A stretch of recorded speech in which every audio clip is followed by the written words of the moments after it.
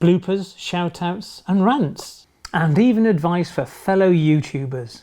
Welcome to my 100th video. Hi, welcome back to Chadwick Model Railway. I'm Charlie.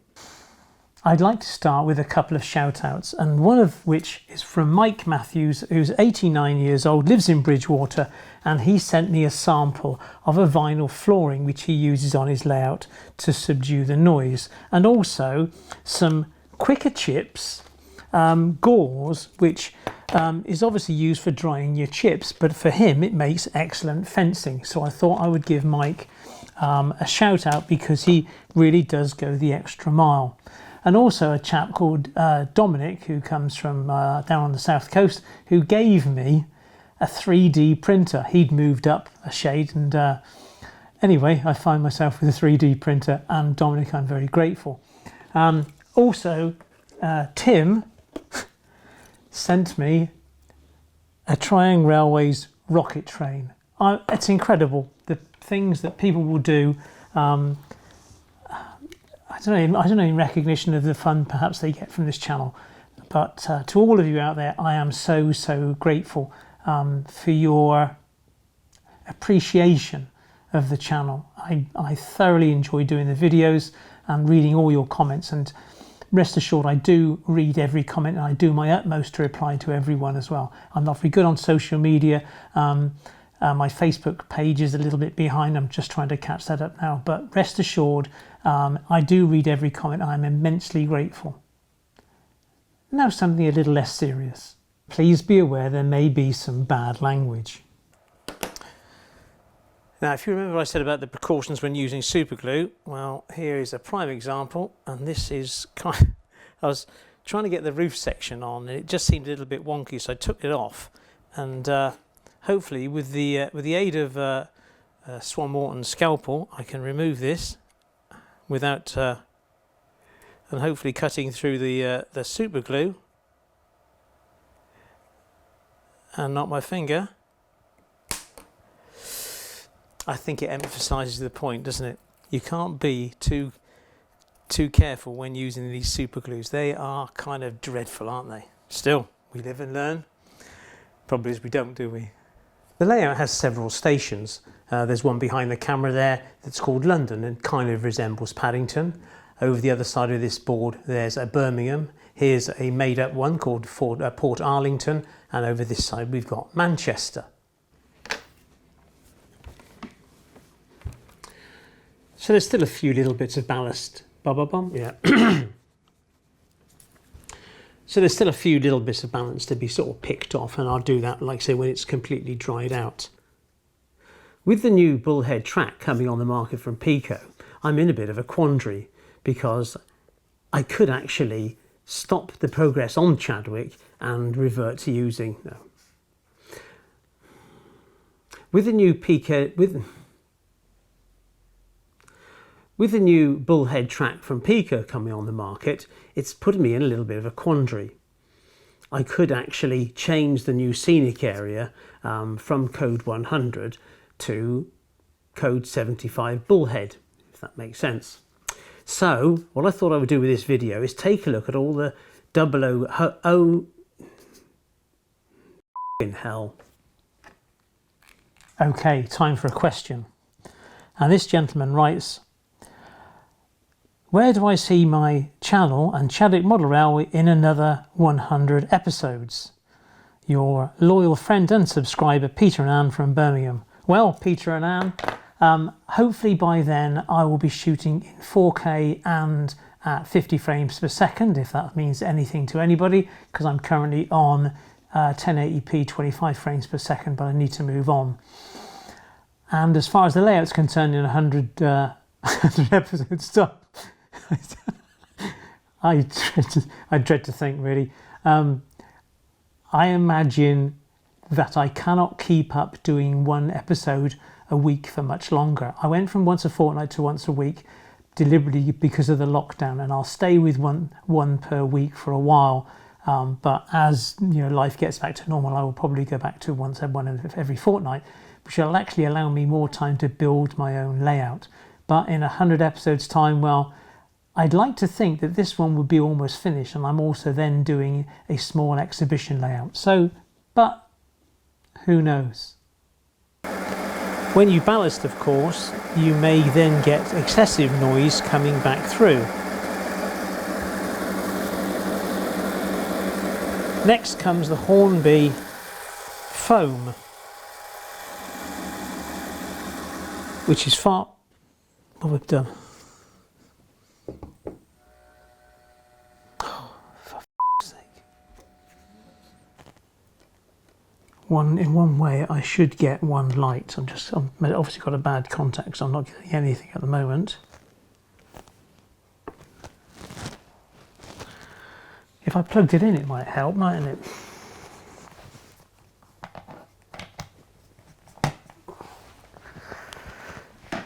And there we can see that red light has just come straight on.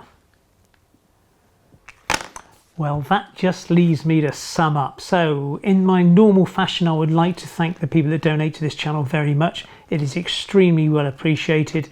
I couldn't really, bollocks. So, what do they sound like, I hear you say? They sound wonderful.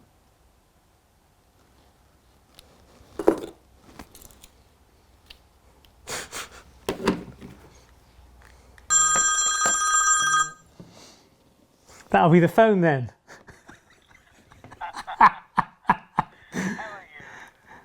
Okay, next question from Stefan de Uden.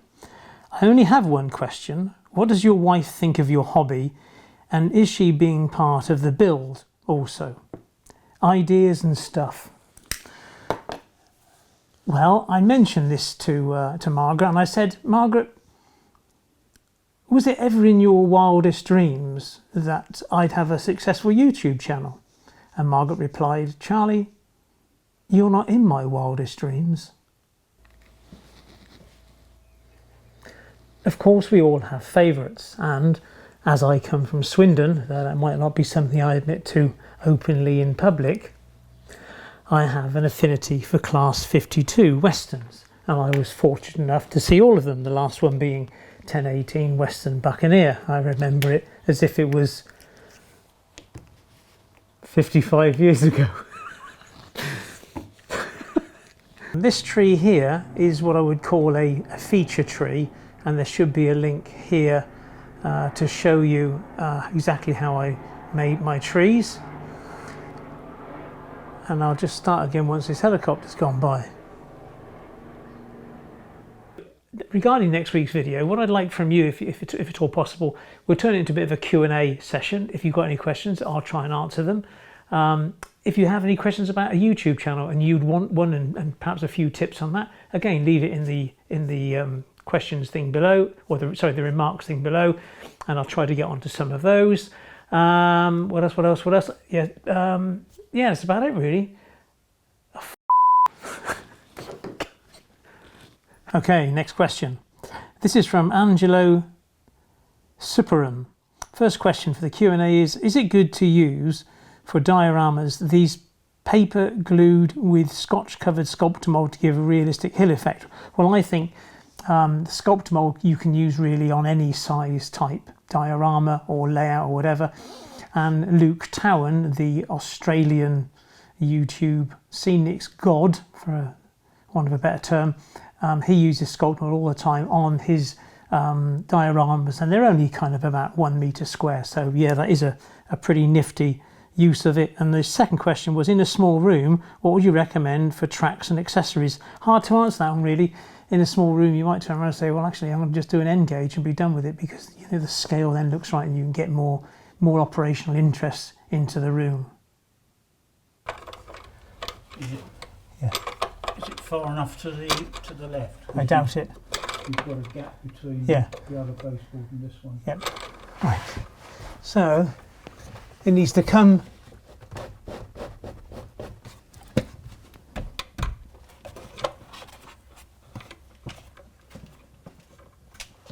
You're an 1/8 of an inch from this baseboard, but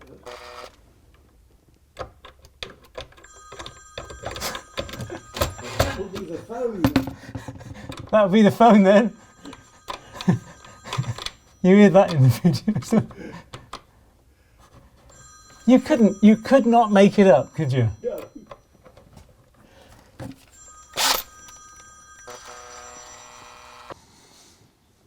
Okay, next question. This is from Harry C. My question is there a recommendable gradient in 00 gauge I should use on a small layout that locos can still operate comfortably on? Well, I'm afraid that's a very difficult question to answer because you might be using steam locos or diesel locos, and diesels are more powerful than steam. You might have long trains, short trains, light trains, heavy trains. I'm using Woodland Scenic's 3% incline on this one. The 4% is better, but of course I don't really have the room to get the right height as the layout runs around. In reality, you'd like a 1 in 50 incline. That's as steep really as traditional railways like to go to. And if you put a curve into the incline, it makes it worse. You may need to go to someone like DCC Concepts, who make steel plates to put on your incline and then magnets under your locos to pull them into the track to give them better traction. I think the best thing to do is look around on YouTube, find someone with an existing incline and ask them what they've used. Test really, before you commit your money. Towards the top. So I just want to make a few more streaks on it. Oh! Bit of gluing to come up there, excuse my language. Now, if you're looking for a reason to start a YouTube channel, I suggest that receiving mail like this might be one exceptionally good reason. This comes from Australia, a family who follow my channel. Hello Charlie, thank you very much for mentioning me on your TV channel. It was really nice. My son mentions you all the time and what you've been showing. They have built me a nice layout and I really enjoy watching my trains when I feel up to it. I'm not sure if Aaron mentioned it to you, but I worked at South Maitland Railways, as did most of my family. I was lucky enough to work on the 10 class SMR locos and managed to get the odd souvenir. I have a good collection of various builders' plaques which have been made from resin, so people can hang them on their walls or layouts. I have included one for you and thank you. I do hope you like it. I know it's not BR, but the Class 10 were built in Britain. And here's that plaque. And it's lovely. Bayer Peacock & Co Limited, Gorton Foundry, Manchester, 1915. Aaron has put me on your iPad so I can watch your show. He has also given me his Model Railway magazine subscriptions on the iPad so I can see what's new. My health isn't the best at the moment, as I have to concede that cancer might be winning. Last week I turned 79 and received some lovely wagons from Aaron, and my wife Shirley also bought me some nice container wagons. I don't do this dirty them up thing, and I like colourful trains, so I can run what I want, when I want, regardless of the time or country. Anyway, enough from me. I have to rest now. Thank you again, Raymond. Really heartwarming stuff. Sadly, Raymond died a few weeks ago. But it's having subscribers to your channel like that who really care and get something from you and gives you the ability to inspire them that really fulfills my need, as it were, with YouTube. I'd appreciate it if you subscribe to my channel. I notice that actually only about 25% of my viewers do. And also, if you click the little bell icon, then you'll get a notification when the next video is released.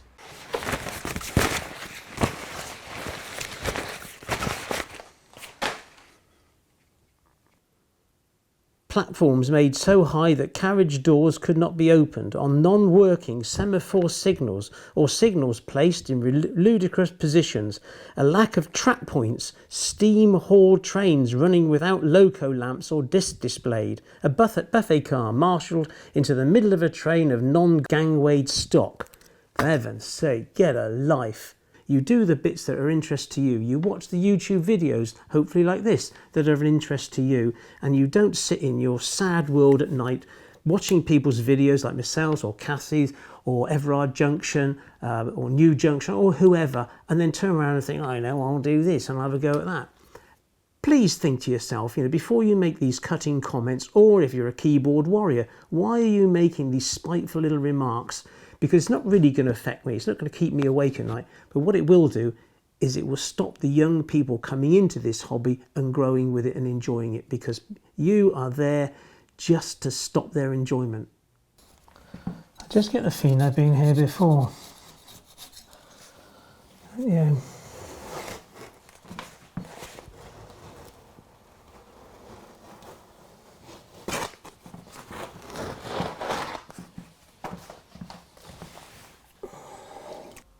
But some things in this YouTube game catch you completely off guard. As did this background when it arrived the other day. It was designed and printed by a guy called Bunny Warren, a chap who lives down in Gosport, and he's a photographer by trade and thought this would make a nice gift. He's right as well. I do absolutely love it. But I'm not exactly sure where I'm going to put it in my railway room. It's actually lovely, isn't it? Beautiful. Thank you, Bunny, very much indeed, mate. You're a real star. Okay, time to talk all things YouTube and how I've got into it. Well, I left the Navy at some stage. I was 50 years old. I'm now 61. So between then and now, I kind of worked as a full-time photographer, and that grew a little bit into videography. I used to do a bit of wildlife photography and a wildlife filmmaking, but only a very, very small player in those fields. But with the photography side, I just noticed on YouTube that there's all kind of reviews and everything else, and you kind of get to like certain characters that you tend to then follow and subscribe to.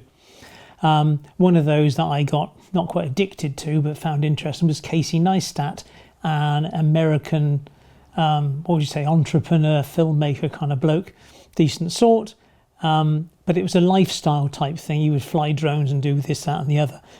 And then you realise why his videos become interesting, because they are built such as you have an introduction, which is a kind of clickbait, as it were.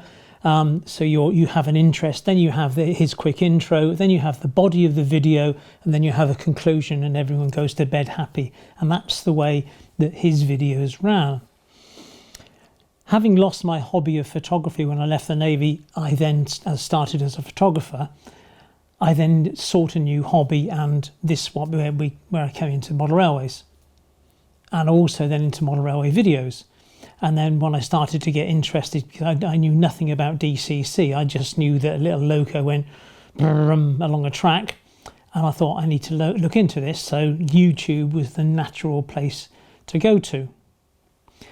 And I think probably the first channel I came across really was Everard Junction, and I found that quite inspirational. And Richard does a very good job, considering as well that he's got a full-time job as well as a fascinating railway and some great YouTube videos behind him, and he's acquired a great set of skills. So I thought, well, I wonder if I could have a channel. And then I made my channel. I think it was something like middle of 2016 or something like that, and I did very little with it. I did a couple of videos. A good friend of mine said to me in the second video, where's your head, because I can only see your hands. So then I developed into doing the piece to camera, as you do, and then the video sort of grew from there. In early January 2018, YouTube changed the rules and said that anyone who had less than 1,000 subscribers but with 4,000 hours of watch time in the last 12 months would be demonetized. Now, I was earning a very small amount of money at that time, but I didn't want to lose that demonetization. So I then, over the next 3 or 4 weeks, I went at it hammer and tongs just to lift my subscriber count from something like 700 to over 1,000, and it worked. But that was the first thing, was to get over 1,000 subscribers so that my baseline with them became stable. So where do you go from there? Well, if you wanted to get into YouTube, the first thing you've got to do is ask yourself why. There's various reasons. You could be doing it because you want to make a decent record of your layout's progression. You're building bits and you want to kind of look back on it as a record of achievement. And I don't have a problem with that. You know, why shouldn't you do what you want? Your train set. The other reason might be that you want to share it amongst your friends and family in your model railway club. Great. It's all good stuff, isn't it? You might want to do it to polish your own ego. Why shouldn't you? There's nothing wrong with that. Look back on something and say, I did that. Fair play to you, fella, you know. Or you might look at it as an income stream, which is fine as well. But to look at it as a major income stream is not such a good idea. I don't know if you know what the figures are with YouTube. I can't tell you how much I earn because it breaches the YouTube best practices. But it's not that difficult to work out. So you get $1 for every 5,000 minutes of watch time. That's not a lot, is it? So let me check. Yep, that's right. Yep, you get $1 for every 5,000 minutes of watch time, and it's recently gone down to that figure because of the corona crisis. There are less advertisers on YouTube currently, so it's less attractive for them. Also, in this field, model railways and the like, the sponsors really, the advertisers, aren't that interested in high value products. If this was about selling insurance, then my revenue, my income stream would be much greater because it will be financial institutions that would want to advertise on my videos. So it's because of the type of advertisers we attract was why the rates are so low. So that's kind of the basics of what it's about. You will earn money once you've got past a certain field. I want to hit a sour note really of the best way or the worst way to get 1,000 subscribers. I can't help you with 4,000 hours of watch time. You have to make videos that are worth people watching. And if you delete a video that's made in the last 12 months, then that watch time will be deleted as well, just in case you don't have the 4,000 hours. But how do you get 1,000 subscribers? Well, you start your YouTube video and then you look at your first video and you think, is it any good? And if it's not, you just bin it. And it probably is worth binning. Put it to your friends and family and see what they think. If you're young, not necessarily young and vulnerable, but if you're young, you might not want your pretty face on YouTube because there are some nasty people out there and they will have a go at you. I can't show you how I get around it because you list swear words that go into a certain field in YouTube, and if anyone uses those words in a comment, it doesn't come up on the comment section. You can see it and then delete it, and then you take that guy's name and you ban it, and it stops them in future from leaving any comments on your channel. But just be aware that if you're young or you're vulnerable, then you don't really want a YouTube channel on which people the keyboard warriors can attack you, and they really will. They'll get stuck in. I had a comment from a gentleman, an elderly gentleman, who obviously wasn't the best speller in the world, and nor am I, and he left a comment, and the English and the grammar wasn't particularly good. You can kind of read it, oh yeah, I can see what he's on about. But before I got a chance to comment, someone from across the pond, and I'm not pointing at the States for this, it was just that's where the bloke came from, he'd written something like, "What's the matter with you Brits? I thought you could spell. Your grammar is appalling. You should be ashamed of yourself. I thought you could speak English," and then a few insults. The problem is that comment would be alerted to the guy who left the first comment. Now, hopefully I got to that comment and deleted it before the guy read it. But so just be aware that there are people out there who have nothing better to do with their time than to try to ruin your day. It's just a fact of life. So you've decided you want a YouTube video and you've got a couple of videos going behind you. How do you build a video? Well, you build a video by having an intro, and that is a hook. So we would call it a clickbait video, something you look at and you think, oh, I'm interested in that. I'll watch this video. So there's the intro. Hi, my name is Charlie. I want to show you how to make this. Are you interested? Of course you are. So you start watching the video. Then comes my 4-second intro of the camera shutter and the pictures of the locos. That intro outro, because it obviously comes at the end as well, is 4 seconds long. Someone asked me to take a look at their channel the other day. Their intro, you couldn't make it up, could you? Sorry about that. There we go. So someone asked me to take a look at their video, and their intro was, I think, 45 seconds long. And their text was all over the pretty photographs of the locos that you could see.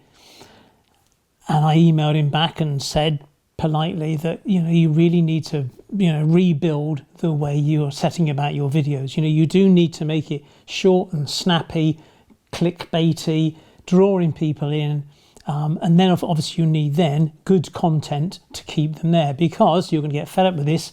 Content is king. Content is everything. Another chap asked me, he said he wasn't having a good time with his videos, so he's deleted the videos, got a new channel. Would I take a look? Oh, no, sorry. Would I give him a shout out?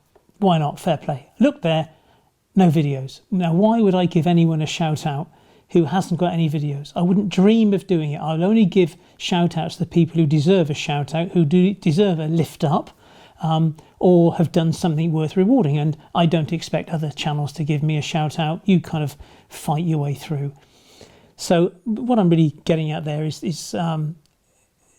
just be careful the way you build your video. So all you want then is, let's call it a hook for something like 10 seconds. Hi, want a smart guards van? I'll show you I've done mine. 10 seconds. Then your intro, 4 seconds. And that sequence that I've made up was done with Adobe something or other. Word escapes me. It's one of these packages you download free for sort of 5 days. So I downloaded it for free, built the package because I downloaded a template with the noise and the shutter, put it together, and then obviously the After Effects. There we go. After Effects. You build it in After Effects, and then you lose your sort of 7-day free subscription, but you've built the product. Good to go. Then you have the body of your content, and try to make it as interesting as you possibly can. And then you have a conclusion, and then an outro, and then perhaps an end screen to take you to another one of your videos. That's the kind of way it works. Right, so you decided to do this, and you want to go down this avenue. So you've done a couple of videos, and you think they're good enough to put on YouTube. Fair play to you. And you start to gain a little bit of momentum. Next most important thing is your thumbnail. Now your thumbnail is the picture you see on screen. It comes up usually at the side of your videos, and you look at it and think, oh yeah, I'll click on that. That looks interesting. And my thumbnails always have a photo, something to do with the subject, and then some text such as laying track at Chadwick. People might recognise Chadwick and see the video, see the thumbnail and click it. If your video has a picture of, I don't know, let's say your favourite train, which might be the Flying Scotsman, with no words on it, who's going to click it? I mean, who cares? It's a picture of the Flying Scotsman. It tells me nothing about the content of that video, even though it might be 10 minutes of sheer brilliance. Or you might have the skills now to make a video and put some words on it. And it's my July 2020 update. Great, so I'll click on it on July 2020, brilliant, and I go and see what you've been up to the last month. But someone who's new to your channel, why are they going to go back and look at your July 2019 update? Who cares what you did last year? Because it's time sensitive, and once it's out of date, it's out of date. Who cares less what you did last month? I don't. That's what people will say. But last month, instead of saying your May 2020 update, you say, my landscape tunnel now finished, or tunnel's complete at Chadwick or something. People say, oh, he's built himself a tunnel, have a look at that. So by calling it a name that refers to the content of the video is far better than my July update. Hopefully you'll kind of see some sense in that. If you were to produce, say, 4 videos per month, you might have something to do with a how-to on trees. you might do a bit of track laying, you might do a bit of ballasting, and at the end of the month you might do a July update. Well, that's fine because they flow together and you're starting to attract a reasonable audience who know what you're about and will follow your work. So that's how you sort of build. You have to have a decent thumbnail that people want to click on. Now, let's say that thumbnail is about scratch building a water tower, and you put on the thumbnail scratch building a water tower. YouTube actually have the power to read into the JPEG and find the words and associate it with an interest. So if someone was to search scratch building a water tower, not only will the title of your video make a difference, but they will actually, the fact that you've put it on your thumbnail, which you uploaded, will also carry weight. So you're starting to draw in the optimization, the search engine optimization for YouTube. You start to make your channel look more and more attractive. Then you come on to something like keywords and tags. So you have a description. So let's say what have we done? We've built a scratch built water tower. So scratch building water towers at Billy's layout. Oh, great. Okay, scratch building a water tower on Billy's layout. So that's the title. It's on the thumbnail. When you go into the description, how I scratch built my water tower here at Billy's layout. So YouTube will now look at the description and find Billy's layout, and he's scratch built a water tower, and he's scratch built and he's got a water tower. So people searching for a water tower, scratch building, a scratch built water tower, and Billy's layout. You've now got 4 reasonable tags to go into your keywords, and they all mount up to prove to YouTube that the content might be worth promoting, and then your thumbnails appear down the side when other people do searches. So now let's have a little tongue-in-cheek look at product placement. So I might do a review of a Pico point. So with my keywords, what do? Well, I obviously will put in there Pico, Pico TV, Pico point, Pico this, Pico that, everything. It all goes in there. And it might be, but let's get back to Billy, installing a Pico double slip at Billy's Railway.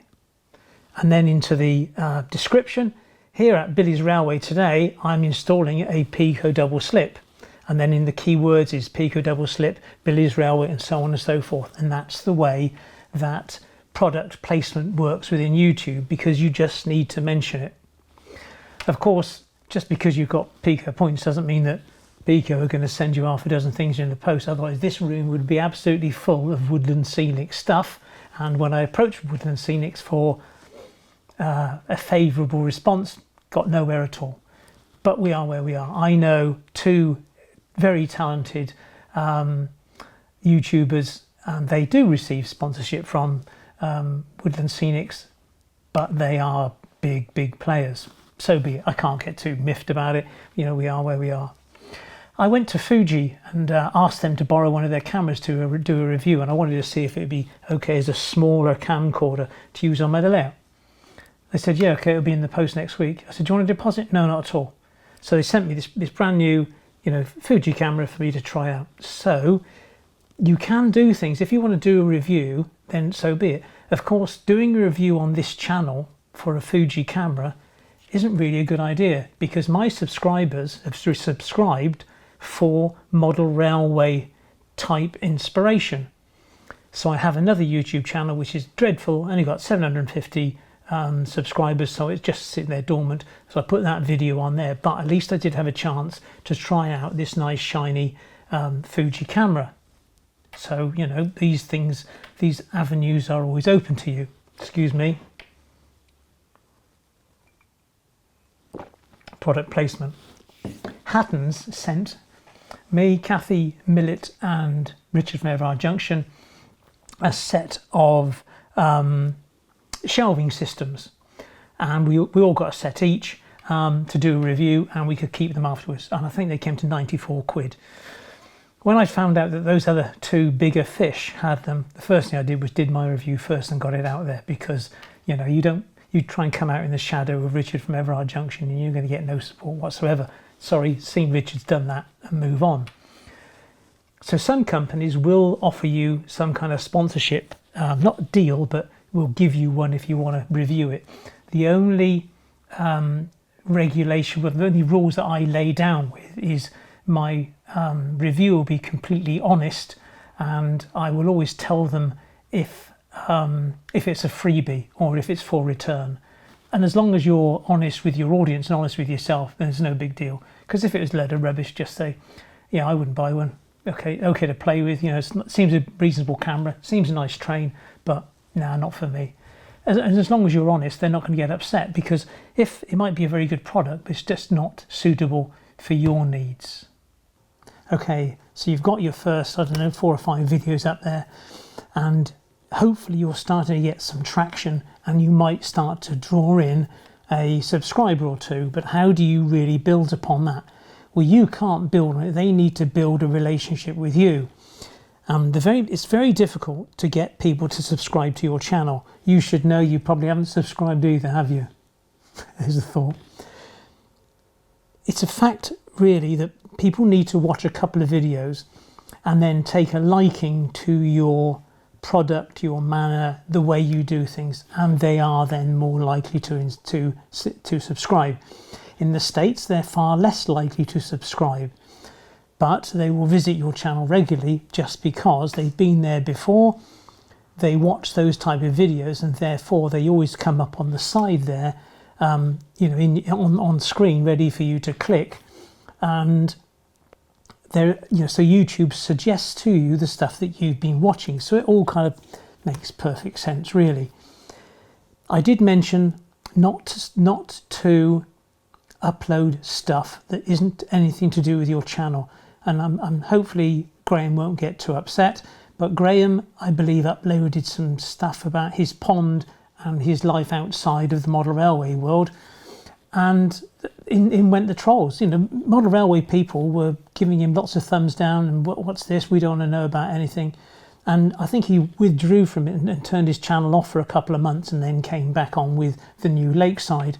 But it will show you how shallow people are if they're not getting as a subscriber from you what they really seek. It's just one of those natural things, really. Well, for some anyway. Getting back to subscribers, when you get to 1,000 subscribers, you can then request to be monetized by YouTube. YouTube will then look at your history of what you've been up to, and they're looking for 2 things. They're looking for subs, because if you've been out there seeking subs for subs, they will turn you down and they will delete your subscribers that appear to be sub for subs. I mean, why would someone interested in Ford Mondeo engine changes or whatever, who's after a sub for sub, come to your channel in the first place? Because if he does sub you back and you've got an extra subscriber and one nearer to 1,000, he is never going to visit your channel again. And when you get paid on watch time. You don't get paid on how many subscribers you get. I know lots of channels with 2,000 subscribers who earn more money than people with 10,000 subscribers because their area is more lucrative. So sub for sub is something you need to avoid. And the worst sin of all is buying subscribers. Now, if you were to buy 400, 500 subscribers tomorrow, somewhere in sub-Saharan Africa, India, Pakistan, Asia, somewhere like that, someone has got a couple of computers and they have numerous YouTube accounts logged into these machines, and they will just hit a couple of buttons and they will subscribe 500 different accounts to your channel, and your subscribers got by 500. Piece of cake, innit? Until you get to 1,000, and then YouTube will look at it and they may well give you a strike. You're only allowed 3 strikes and then you're out. So buying subscribers is a sin.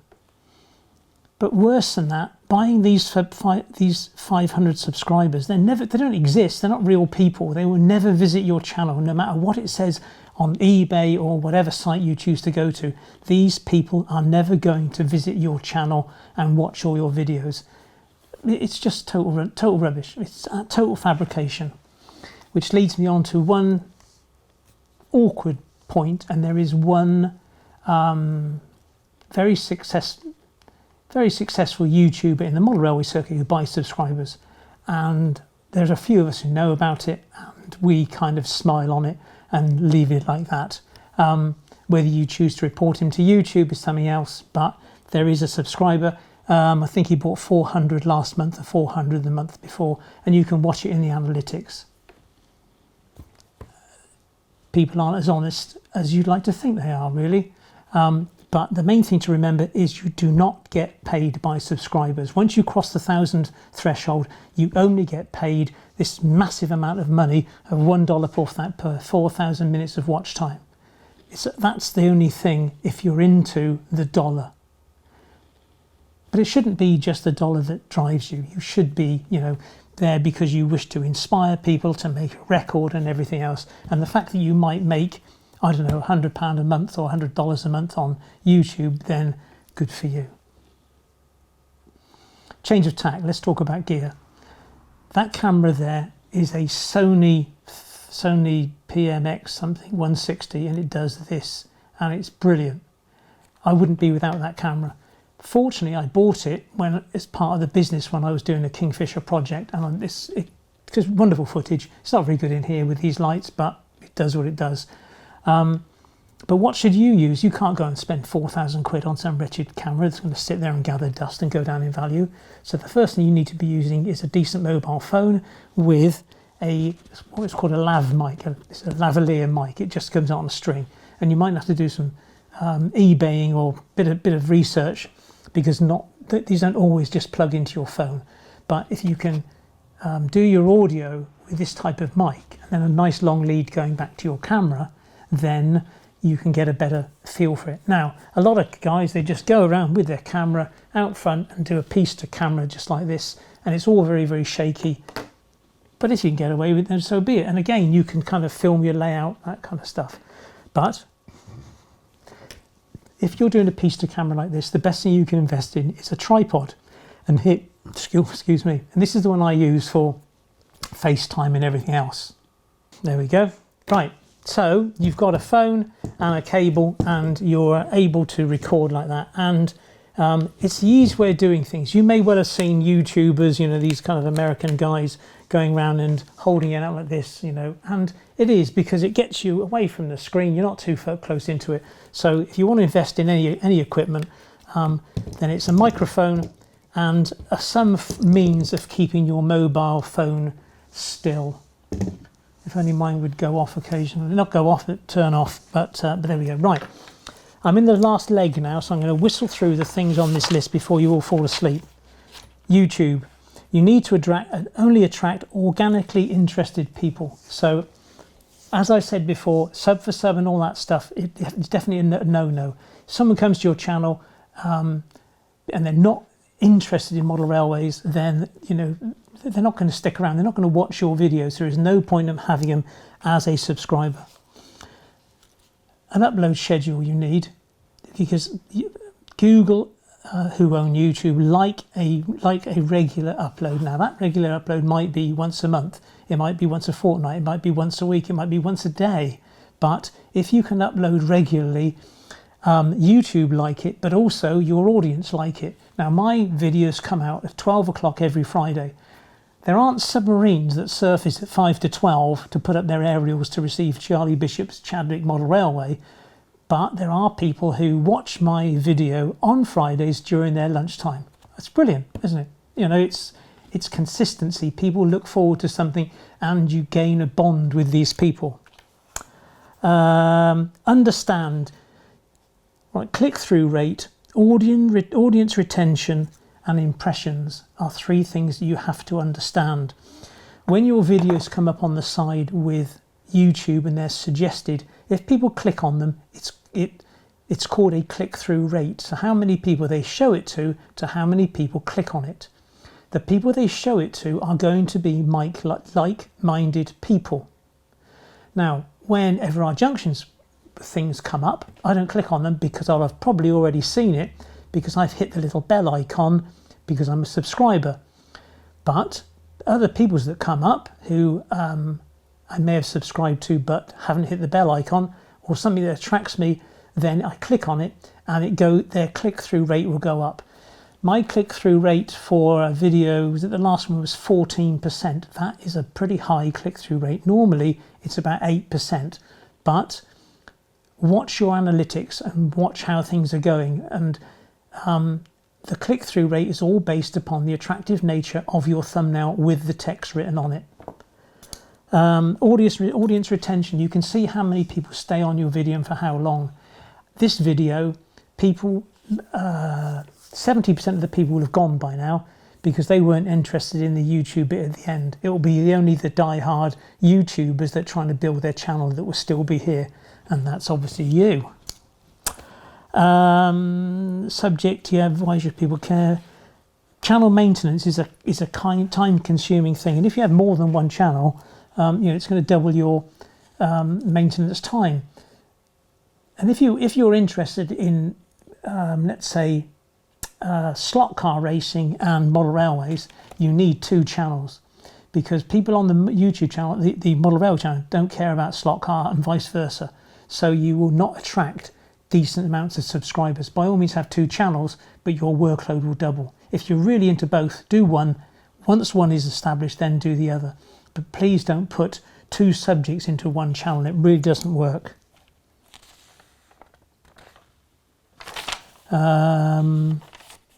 I mentioned there's 3 strikes and you're out.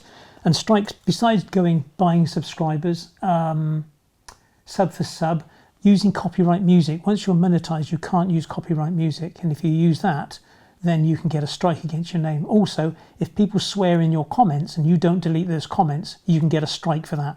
So just be aware of the underlying reasons for getting strikes. Programs, I use 2 programs. I use Adobe Premiere Pro to do the recording, and it's sadly £20 a month, and I have Adobe Photoshop, which is £10 a month. You know, these things don't come cheap really, but you don't necessarily need them. There are free products out there that are half as good, and if half as good is good enough, then that's the way you want to do it. The last thing you want to do is to go into an annual subscription. You can go and buy Adobe Photoshop Elements for about 70 quid, but it's yours forever. I need Photoshop because of my photography background, so they've got me by the short and curlies at £10 a month. I mentioned trolls, yeah, done that one. Comments, always reply to every comment you get in a timely manner, because it will push you up the YouTube rankings, because it shows that you have a relationship with your viewers.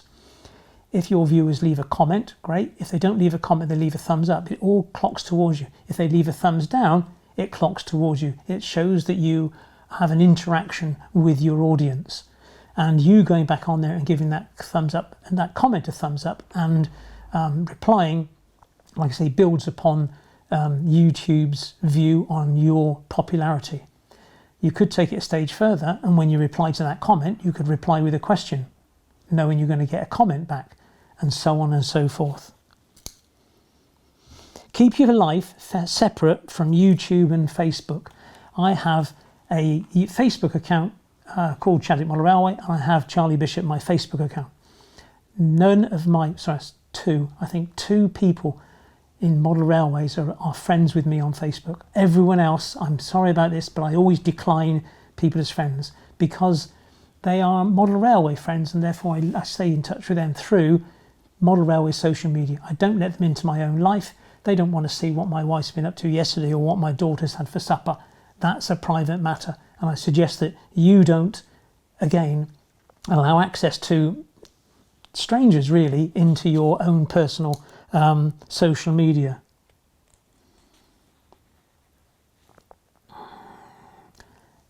Here's one for you. Every minute, between 300 and 500 hours of watch time are uploaded into YouTube.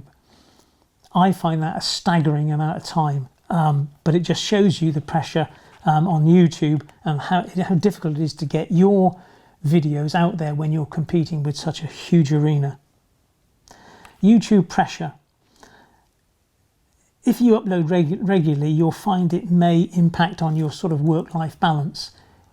I find now that I work YouTube videos on Monday, Tuesday and Wednesday to get them out to my patrons on Thursday and to the general public on Friday.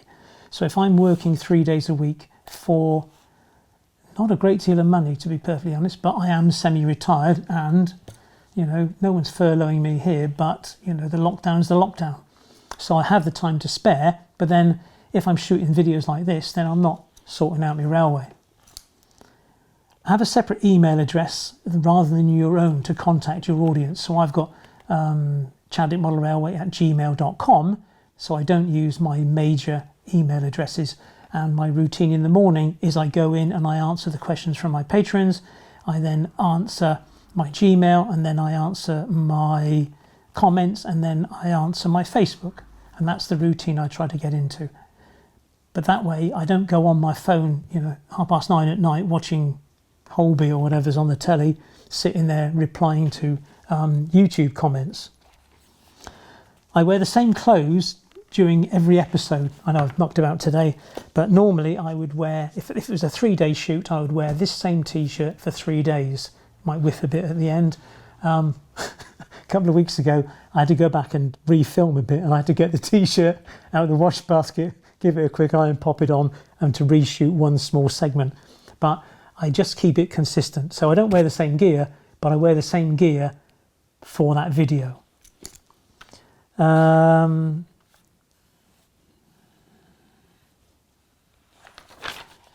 Keyword-based titles, build brand. Yes, build your brand, not somebody else's. Just because you see mine with this 4-second intro with the video going, the shutter going off, try to find your own sort of way.